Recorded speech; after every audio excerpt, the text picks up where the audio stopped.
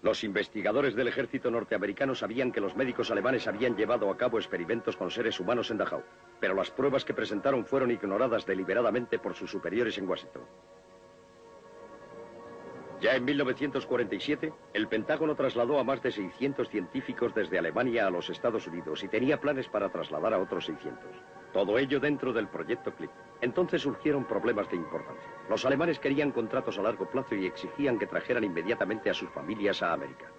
Los militares temían que, si devolvían a los alemanes a Europa, América tuviese que renunciar al talento de los científicos y pusieran a disposición de los soviéticos información confidencial de un valor incalculable.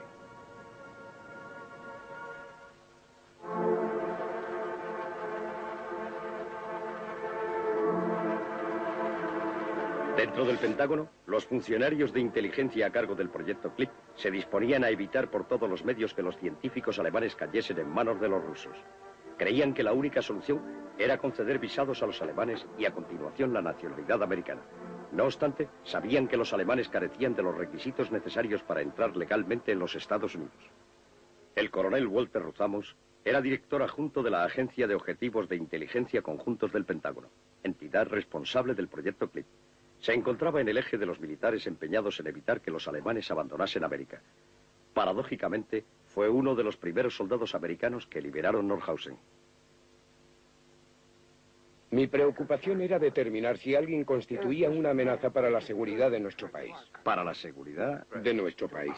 Si no lo era y pudiera favorecer nuestro desarrollo científico, le traíamos. ¿No se tenían en cuenta sus actividades durante la guerra?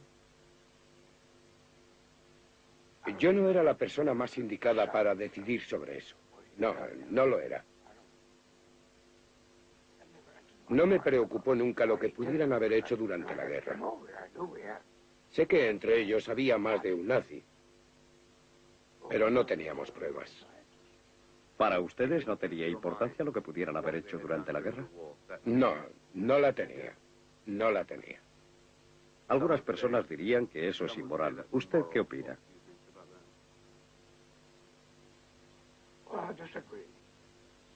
No, no estoy de acuerdo. ¿Inmoral en qué sentido? ¿Iba yo a sentarme en el Pentágono a juzgar a cada individuo por sus actividades pasadas, por sus antecedentes? ¿Investigar si habían cepillado los zapatos a Hitler o si habían hecho lo que hubieran creído oportuno para enviar judíos a los campos de concentración?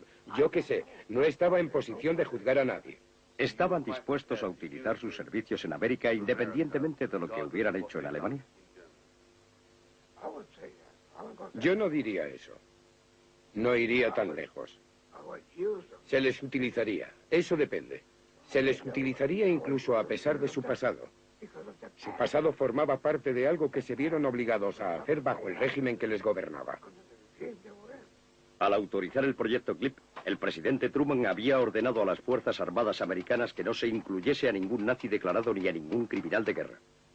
Su orden era esta: nadie cuya afiliación al partido nazi haya sido demostrada o haya apoyado la política o las acciones militares del nazismo debe venir a los Estados Unidos.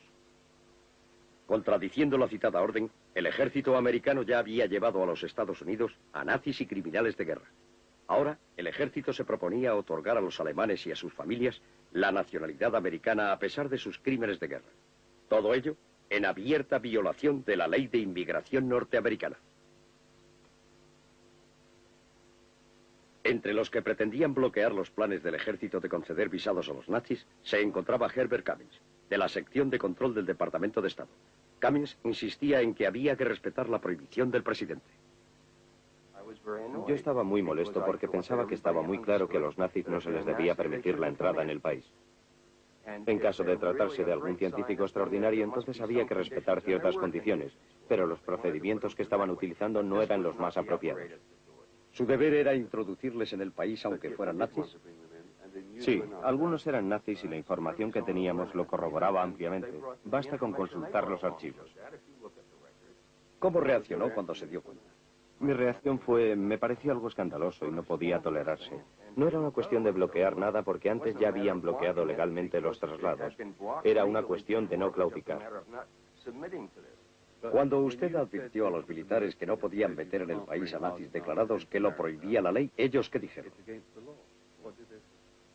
Que se las arreglarían para hacerlo si era preciso.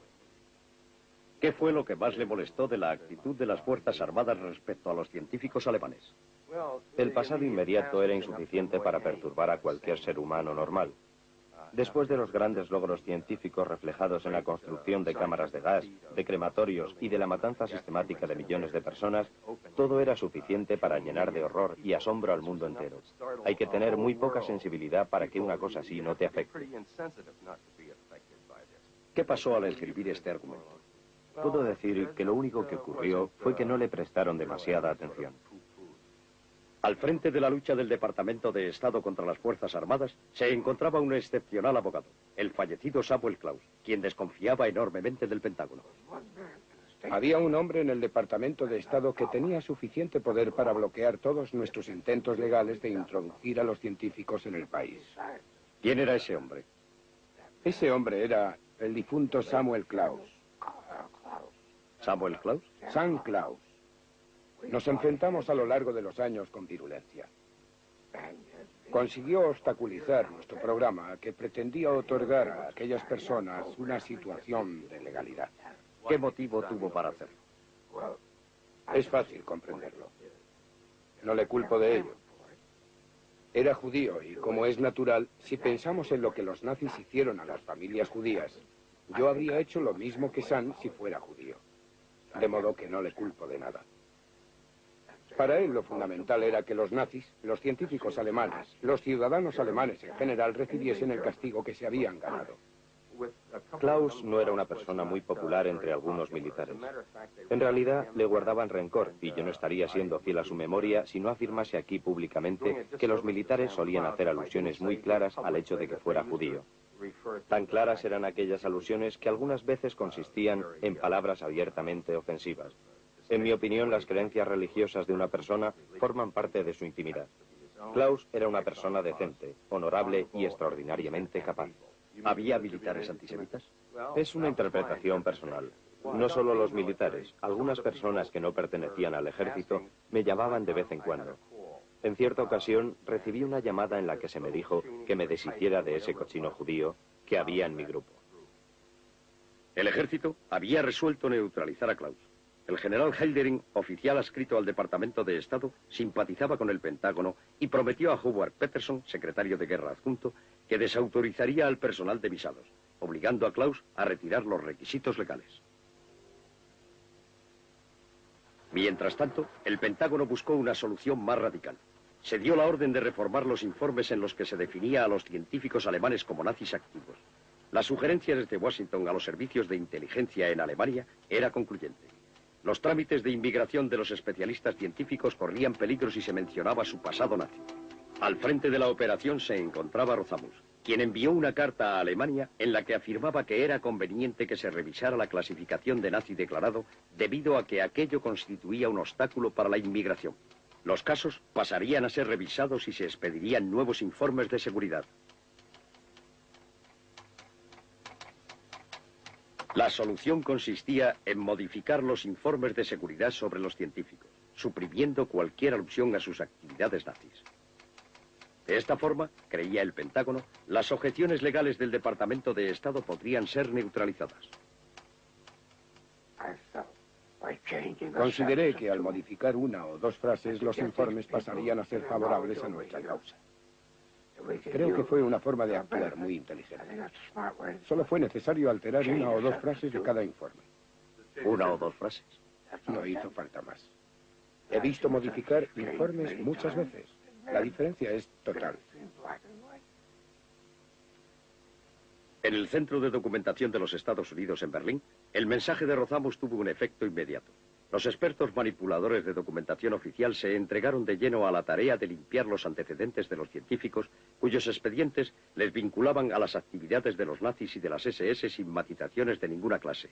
Archivos completos desaparecieron o fueron vaciados de su contenido. Rolf Engel, antiguo miembro de las SS y científico del equipo de von Braun, recuerda la operación de limpieza. Durante cierto tiempo, bastante tiempo diría yo, antes de que le fuese otorgada la nacionalidad norteamericana a von Braun, Un equipo especial de la CIA recorrió Alemania de norte a sur y de este a oeste, buscando en todos los rincones del país los archivos habidos y por haber. Buscaban con verdadero ahínco cualquier referencia hacia von Braun para destruirla. ¿Para destruirla? Para destruirla. Yo creo que no son muchas las personas que viven aún y que le vieron vestido con el uniforme de las SS. ¿Habló usted con von Braun de la operación de limpieza? Sí, claro que hablé con él. Lo comentamos. Sí, nos reímos mucho con toda esa historia. En pocas semanas, los informes de seguridad revisados fueron enviados desde Alemania al Pentágono. Von Braun recibió el atenuante de que su incorporación a las SS y su grado de comandante se debió a una maniobra oportunista. El informe concluía diciendo que no constituía una amenaza para la seguridad de los Estados Unidos. Kurt Dybus, oficial de las SS, dejaba de ser un nazi declarado para pasar a ser alguien que no lo era. Walter Domberger, antes una amenaza para la seguridad del país, pasaba a ser un ciudadano sin antecedentes nazis. Y Arthur Rudolph pasó a ser también de la noche a la mañana un ciudadano sin antecedentes nazis. La orden presidencial que daba su aprobación al proyecto Click expresaba con claridad que no debía permitirse la entrada en los Estados Unidos a personas con antecedentes nazis ni a criminales de guerra. ¿Lo sabía? No. No lo sabía. Las instrucciones del presidente eran explícitas. No debía incluirse en el proyecto ni ser trasladado a los Estados Unidos ningún nazi ni criminal de guerra. Entonces me parece que no deberíamos haber traído a ninguno. De existir esa orden, no se cumplió. ¿No se obedeció la orden? Por lo visto, no. Hay personas que afirman que eso fue un engaño, una conspiración. Mi opinión no es esa. Aunque ahora que lo pienso, puede que lo fuera. Sí, puede que lo fuera. ¿Un engaño? Tal vez, aunque a mí no me lo pareció. Pero 40 años después, puesto que me lo pregunta, tal vez les haya engañado. De todas formas, conseguimos traer a los científicos. Hicieron mucho por nuestro país. Para conseguir traer a los científicos, según Heydering, había que burlar a otros miembros del Departamento de Estado.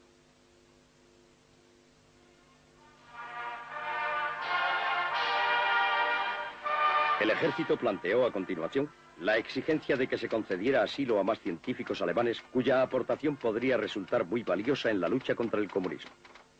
No importaba que se tratase de criminales de guerra. Con el aumento de las tensiones con la Unión Soviética y la amenaza de golpes de Estado comunistas a lo que se sumaba el bloqueo de Berlín, se intensificó el secreto de la operación. El público y la prensa fueron engañados por el Pentágono.